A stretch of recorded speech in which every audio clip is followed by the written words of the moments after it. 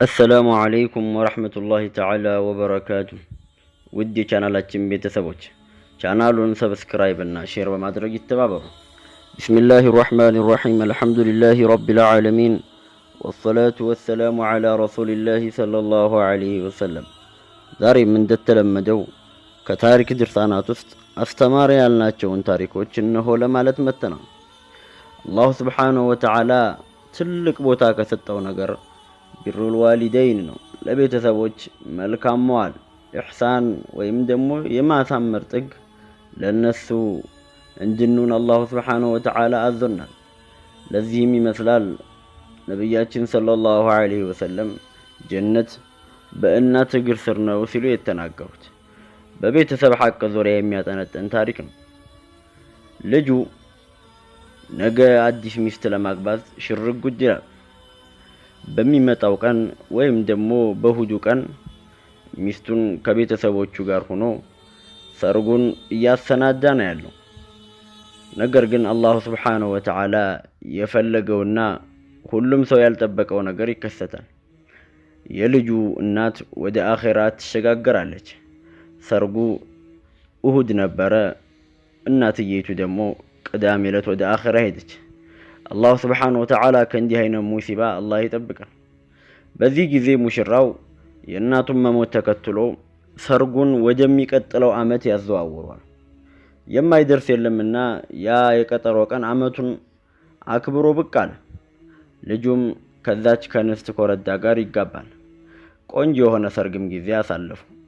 ያን ጊዜ አባት በባዶ ቤት ብቻቸውን ሊቀሩ ተገደዱ። ምክንያቱም ባለቤታቸው ከሞተች በኋላ ከዚህ አንድ ልጃቸው ሌላ ማንም አልነበራቸው። ልጅም ከአዲሷ ሚስቱ ጋር ኑሮ ይጀምራል። ልጁ አንዳንዴ ሚስቱን ይዟት አባቱን ሊዘይር ይመጣል። አንዳንዴ ደግሞ እሷ አባቱን ዘይሮ እስኪመለስ እሷ ቤተሰቦቿ ዘንድ ትጠብቀዋለች። ብዙ ጊዜ እሷን ቤተሰቦች ብቻ እንዲዘይር ታስገድደው ነበር ባለቤቱ። በዚህ መልኩ 5 አመታትን ተቆጠሩ። በዚህ መካከል እኚህ ምስኪን አባት በእርጅና ላይ በሽታው አደከማቸው። የአባቱ ሁኔታ ያሳሰበውም ልጅ አባቱን ቤት ሊወስዳቸውና ሙሉ እንክብካቤ እንዲደረግላቸው ሲጠይቃቸው የልጁ ሚስት ተቀባይነት እንደሌለው አባትህን እንድታመጣ አልፈልግም በማለት ትመልስለታለች። ባለቤቷም ትንሽ ነግሮ ካሳመናት በኋላ እሷም እንዲመጡ ትስማማለች። ከዚህ የረጅም ጊዜ የልጃቸው ውትወታ ለጥያቄው እጅ እንዲሰጡ እሳቸውንም አደረጋቸውና ልጃቸው ቤት ቀሪ ዘመናቸውን ሊያጠናቅቁ ብቅ ይላሉ። ያን ጊዜ ነበር የልጃቸው ሚስት ደስታ የራቃት። 2 አይነት ምግብ ማብሰል ጀመረች። የባሏ አባት የመጣ ጊዜ ለሽማግሌው በግዴለሽነት ትሰራና ታቀርብላቸዋለች።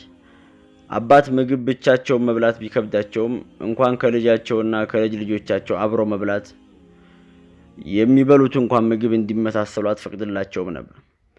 የሚስቱና የአባቱ ሁኔታ ትንግርት የሆነበትም ልጅ በሁለት ማዕበላት ውስጥ ሆኖ ይናወጥ ጀመር።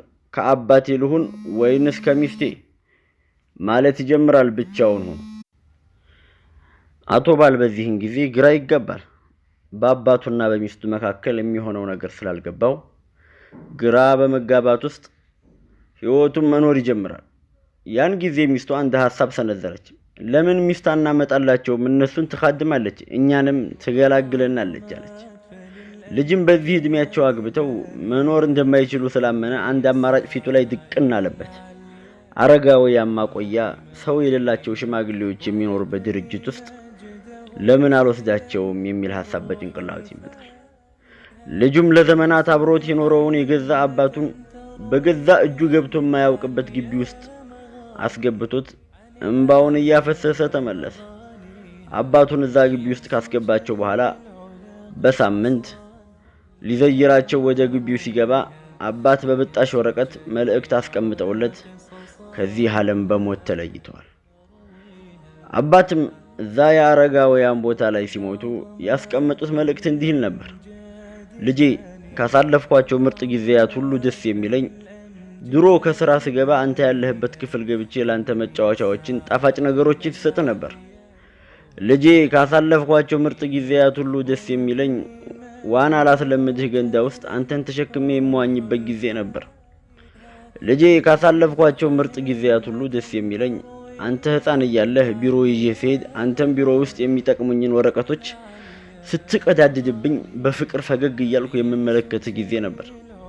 ልጄ በህይወት ካሳለፍኳቸው ምርጥ ጊዜያቶች ሁሉ ደስ የሚለኝ አንተ የምትፈልገውን ሁሉ ልብስ ልገዛ በኪሴ ያለውን ብር በአጠቃላይ ሳወጣ በተጨማሪም አንተ አምሮብህ እኔ ደግሞ የተቀደደ ልብስ ልብስ ይህ ነበር በህይወት የሚያስደስተኝ። ልጄ አሁን እኔን አንተን አልወቅስም፣ ነገር ግን በእንባ ተሞልቼ ይህን የምጽፍልህ የኔ መጨረሻ እንዲህ ይሆናል ብዬ አስቤ ስለማላውቅ ነው። የህይወቴ መጨረሻ ባንተ ቅፍ እንዲሆን ነበር የምመኘው ውድ አባትህ በማለት ነበር ደብዳቤውን የጻፉት። ልጅም ይህንን አንብቦ ከጨረሰ በኋላ እንባውን እያፈሰሰ ጸጸቱን ተሸክሞ ወደ ቤቱ ተመለሰ። ወላሂ እኛ በህይወታችን እያለን የእናትና የአባቶቻችን ሐቅ መቼም ቢሆን ልንወጣ አንችልም። መቼም ቢሆን እነርሱን ስንኻድም ህይወታችንን ሙሉ ብንሰጥ ለኛ ክብር ነበር። አባቶቻችን እኛን ለማሳደግ ስንት ሙሲባ አይተዋል፣ ስንቱን ችግር አልፈዋል፣ ስንቱ ሰው ስቆባቸዋል።